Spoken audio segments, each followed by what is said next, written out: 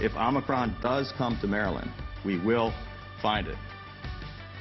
Preparing and protecting.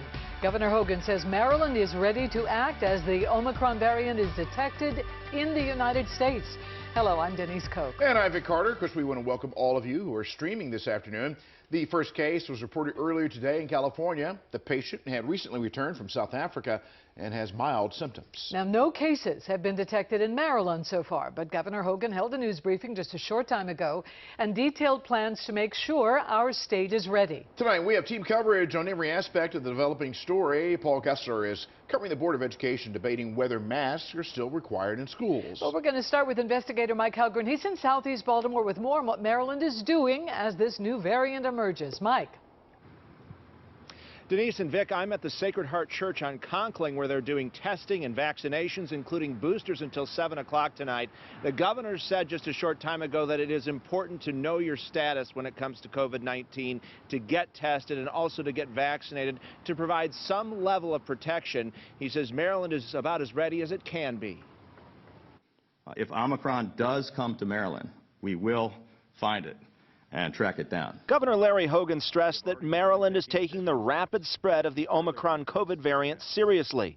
The strain has now been detected in California in a fully vaccinated person who had mild symptoms. I urge Marylanders not to panic.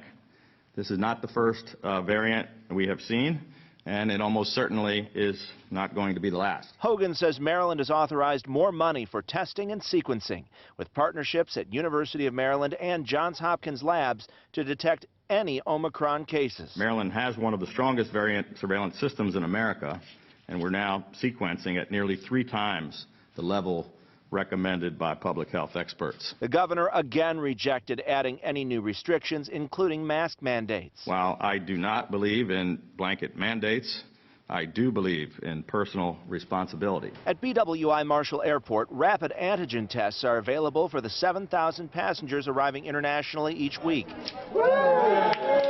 An urgent care center opened in August at the airport that offers testing, vaccines, and boosters. Hogan encourages everyone who thinks they may have been exposed to get tested. If you're feeling sick and think you're coming down with something, get a test.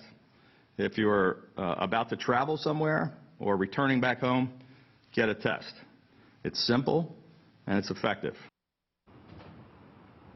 Here in Baltimore City, the number of cases is up by about 50% over the past month. The number of deaths is down.